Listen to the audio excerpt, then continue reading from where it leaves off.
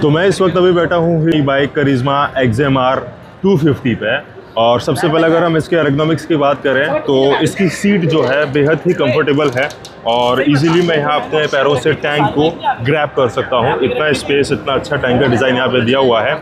और अगर मैं हैंडल बार की बात करूँ तो हैंडल बार बहुत ज़्यादा अपराइट भी नहीं है और बहुत ज़्यादा नीचे भी नहीं है, तो आप एक कंफर्टेबल पोजीशन में आप राइड कर सकते हैं। इस हैंडल बार की सबसे खास बात यह है कि अभी तक आपने इसके सस्पेंशंस देखे होंगे और गाड़ियों में जिसको आप एडजस्ट कर सकते हैं, बट हीरो ने फर्स्ट इन सेगमेंट दिया है कि यहाँ पे आप जो ये डिस्टेंस देख रहे हैं, यहाँ पे इस हैंडल बार की आप हाइट अपने अकॉर्डिंग ऊपर नीचे थोड़ा सा आप एडजस्ट कर सकते हैं।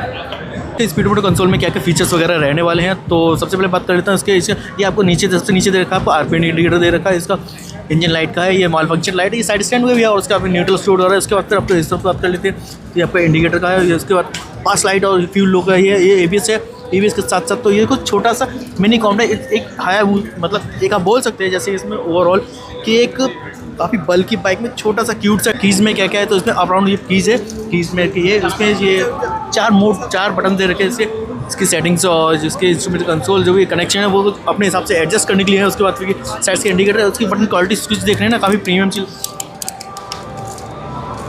इसका हॉर्न का है। फिर अब बात कर लेते हैं, ये तो ऊपर में आपको दे रखा है, ये 1000 का है, ये आपको इंजन किल स्विच है, इंजन उसके साथ नॉर्मल इंजन इसके अगर इसे ऑन करते हैं तो उसमें फ्यूल पंप ऑन ही है, आपका सेल्फ स्टार्ट नॉर्मल है।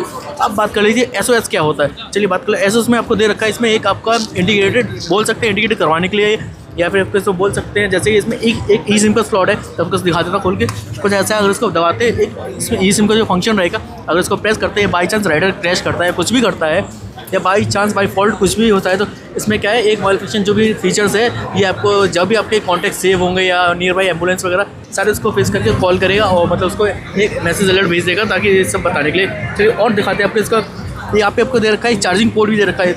आई थिंक जहाँ तक अपने सेगमेंट में कोई बाइक चार्जिंग पोर्ट नहीं देती है, बट ये अभी राइज के हिसाब से चार्जिंग पोर्ट भी दे रखी है। चलिए स्पेक्स वगैरह आप तो स्पेक्स में कुछ कर लेता हूँ, चलिए आपको बता देता हूँ। तो इसमें क्या क्या हीरो स्टोर एजेंट की कुछ ऐसी लगा, इसमें लग नहीं है बिल्कुल भी।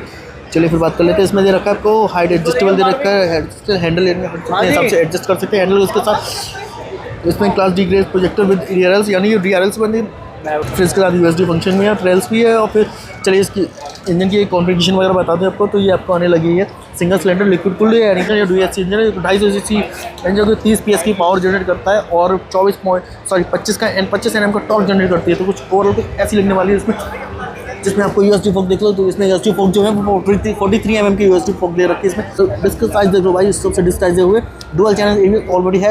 इसका टायर साइज की बात कर लेता हूँ, इसका 110 70 17 है और उसका रेडियल टायर इसमें हमारा रेडियल टायर दिए है। उसके बात कर लेता हूँ सबकी मैं ब्रेकिंग के साथ कोई भी इसे बोल नहीं सकता है कि ये 250 सीसी, अगर बाहर से इसका सिर्फ इसकी ये बैचिंग हटा दी जाए 250 वाली, तो इसमें कोई इसको नहीं बोल सकता कि ये 250 सीसी की बाइक होगी डेफिनेटली। और उसके बाद बात कर लेते हैं उसमें ब्रेकिंग और इसके कनेक्शन मैंने आपको बता दी कुछ ऐसे, इसकी इंजन की कॉन्फ़िगरेशन मैंने आपको बता दी। अब बात कर लेते हैं इसके रियर में भी बात कर लेते हैं। रियर में आपको 150 mm सॉरी रियर में आपको 150 60 से 17 यानी 250 mm के डिस्क जो वजह करके उसमें शॉकर वो दिखा कुछ रियर से कुछ ऐसी लगती है भाई, जिसमें ओवरऑल बाइक ऐसी लगती है। और बात कर लेते हैं इसकी, तो क्या भाई बात करूँ, बहुत सारी कितनी लगने वाली है बाइक पूरी ओवरऑल, तो रियर से कुछ ऐसी लग रही है बाइक ओवरऑल। बात करें तो पीछे से बता देता हूँ कुछ आपका इसमें ओल्ड कैटेगरी उसमें आपको ट्रांसपेरेंट आपको दिख रहा है, ये दे रखा आपको ट्रांसपेरेंट दे रखा, ठीक है। तो पूरा सा इसमें जूम करके दिखाता हूँ आपको,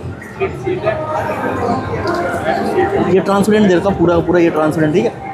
सबसे पहले आप सीट आप देखो, सीट कितनी कंफर्टेबल और पीछे के प्लेन के लिए तो बहुत ज़्यादा कंफर्टेबल। उसके बाद फिर ये स्प्लिट सीट के साथ साथ काफ़ी ज़्यादा कंफर्टेबल बाइक लगने वाली, बहुत कंफर्टेबल है। तो कुछ ऐसी ओवरऑल हो गए।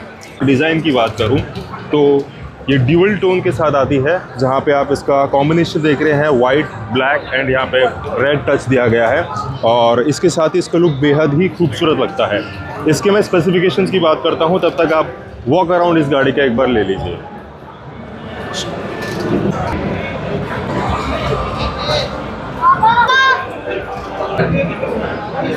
की बात करूं तो ये जो आप इसके सो कॉल्ड विंगलेट्स देख रहे हैं, जो काफ़ी इसको अच्छा बल्कि लुक प्रोवाइड करते हैं। और सबसे खास बात ये है कि ये इसकी फेयरिंग के साथ इंटीग्रेटेड है, अलग से नहीं लगाए गए हैं। आगे की हेडलाइट इसकी बहुत ही यूनिक DRL डिज़ाइन है और काफ़ी ब्राइट LEDs इसकी दी गई हैं यहाँ पे। तो यहाँ पे जो इसका आप हेडलाइट देख रहे हैं, यहाँ पे LED के साथ प्रोजेक्टर का भी कॉम्बिनेशन दिया गया है, जो बेहद ही खूबसूरत लगता है। यहाँ पे आप देख रहे हैं 2 प्रोजेक्टर्स को साइड में LEDs दी गई हैं और जो सस्पेंशंस हैं इसका जो डायमीटर है वो बढ़ा दिया गया है, तकरीबन 43 mm कर दिया गया है।